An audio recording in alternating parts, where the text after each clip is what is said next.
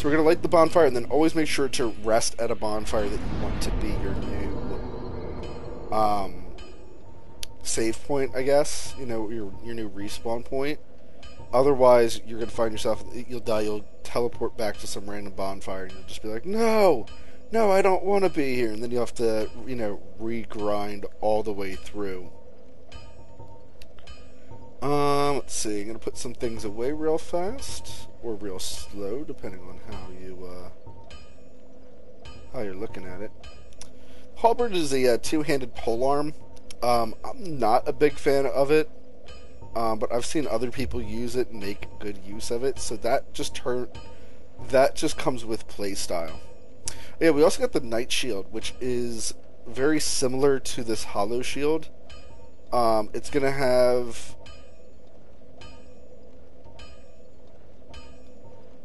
this is also another one of those shields that you can find in the game.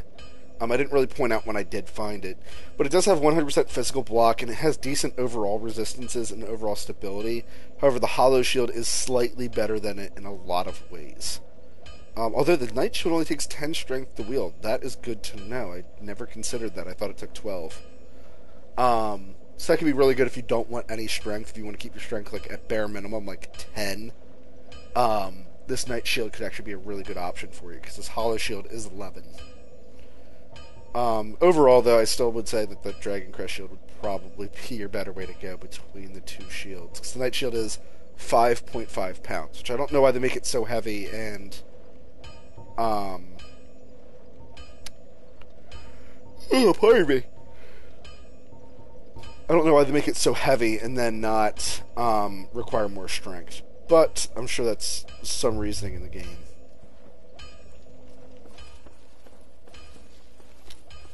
So here we come down to our blacksmith, and blacksmith can be your best friend in this game. Well, you must be a new arrival. I'm Andre of Astora. If you require smithing, then speak to me. So I tried to say modify equipment. It says no equipment ready for ascension. Well, if you come in here, here you can see that the Drake Sword, the only way to upgrade it is we need 10,000 souls to upgrade it. And we also need some dragon scales, neither of which we have.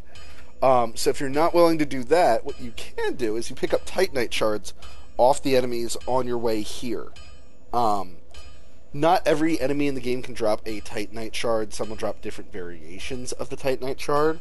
It's a matter of either finding out what enemies drop what. You can always wiki it. A lot of vendors will sell Titanite shards, but they sell it for, like, I think it's like 800 a pop. So if you have no problem farming up souls, you can always just buy them, if that's an easier strategy for you.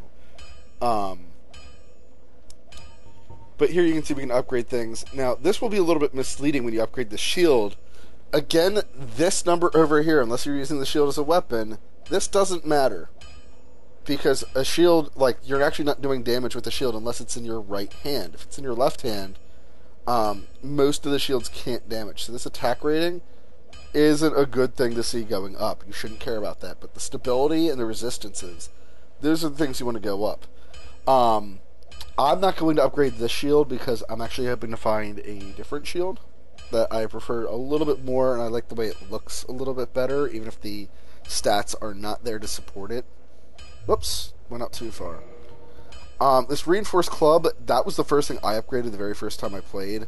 As you can see here, you have a C rating, and it says that it's going up, but it's still remaining a C rating. That means you are going to get a slightly better benefit. So as you can see, instead of getting plus 18, we're getting plus 21 to strength. Now, although I don't remember what my strength requirement is, or what my... I'll be seeing. Stop talking to me. My current strength is 16, so I'm getting 3 points extra from this new C rating. So that's plus 4 up to 21. That actually doesn't make sense. So the first, before upgrading it, I'm getting like 4.1 extra points of damage. Per extra thing that I have into strength. Well, you seem to be doing all right. Need anything forged? And now with this new one, I'd be getting like 5.1. That's weird. That's really weird. Oh, well, whatever. Not a big deal. But yes, if you need to upgrade anything, this is where you can do it. And probably, this is actually the second earliest place you can do it. There is an earlier place you can do it. However, by that time, you don't generally have shards. And I intentionally left that out so that way people wouldn't be trying to farm and upgrade things that early in the game.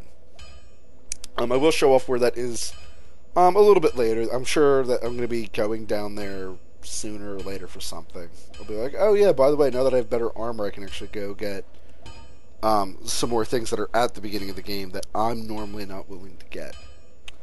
However, I'm not going to upgrade anything there, but if you go into your armor, you can upgrade your armor, which is something that I think a lot of people don't do, is that they focus more on the damage rather than their defenses, and normally I would encourage that, especially if you're trying to kill your opponent faster than you being killed.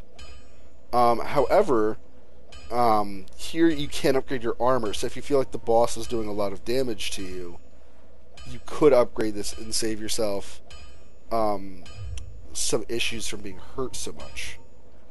Here we're going to learn a gesture from him, so we did learn the gesture Hooray. He can repair your equipment, which can be very good, especially for the Drake Sword. Again, I said this has a hidden ability, which I haven't shown off yet. I'll be showing it off probably in a moment. But it drains the stamina on, or not stamina, but drains the durability on your weapon a lot. He also sells you items, so here he does sell you the Titanite Shard. And this is where things can be a little confusing. It says +5 reinforcement standard weapon. This means like standard weapon, so the Drake Sword is not considered a standard weapon, it's considered a dragon weapon. But you'll buy them one piece at a time, and I think it takes, let's see, 1, 2, 3. I think it takes 9 Titanite Shards to upgrade something to be a +5 weapon, if I'm not mistaken. So if you're ever wondering how many you need to buy to fully upgrade a weapon as far as you can at this point, with what I've shown off, it'll take you about 9, so 7,200 souls. Here he does sell some more expensive things like the Crest of Artorias, which is used to open up a door. And then he sells you like a weaponsmith box, an armor box, and a repair box. So if you want to be able to upgrade things on your own, like if you're traveling around, don't want a blacksmith, you can do that with these two. And then a repair box just repairs things at bonfires. I'm not a big fan of these items, although these can be very helpful when souls are not an issue. This early in the game, I don't think these things are worth buying. It's not that difficult to get to a bonfire. Now, if you're using the Drake Sword and you're using it pretty exclusively, a repair box is actually a very good investment. It's something you're really going to want to look into. He does sell you some other weapons, so he sells you a longsword, he sells you a broadsword, he does sell you the Bastard Sword, which is a slightly... It's different than that Claymore. If you don't feel like playing with that dragon that I showed off earlier, or let's say you're just not understanding how that dragon works, if I didn't properly explain it, you can come here and get the Bastard Sword, which is a slightly lighter version of the Claymore. It does a little less damage. I think it has the same moveset. It might not. I've never actually played with the Bastard Sword in this game. In both this game and Demon's Souls, the Claymore is better than the Bastard Sword in like every respect. I think that maybe the weight is the only difference between the two swords, and at that point I would say go with the Claymore regardless. Here we see a better version of the axe. He sells us a battle axe rather than the hand axe. The bandits start off with this axe. It's a pretty decent axe for most situations. I don't like the moveset on it, so blah. Here we get a hammer weapon, which is a war pick. But it does thrusting damage, so if you want something that can penetrate through your opponent's armor, that can be good. We have a fist weapon, which I actually generally do like playing with a whole lot, the Kaistus. However, they do very low damage. Their big thing is that they're meant for a lot of quick attacks and then rolling around your opponent and kind of confusing them, or just making sure that you can do quicker, faster damage. The Kaistus are specifically, and this is my personal opinion, but if you like to enchant your weapons, and you like to hide behind your shield a lot more, or if you like to parry with the Kaistas, because you can dual wield the Kaistas. Actually, I'll buy 2 of them just to show that off. This weapon is more meant for if you're, in my opinion, if you're stocking... Ooh, bells are ringing. Bells of Awakening, perhaps. I prefer the Kaistas if you are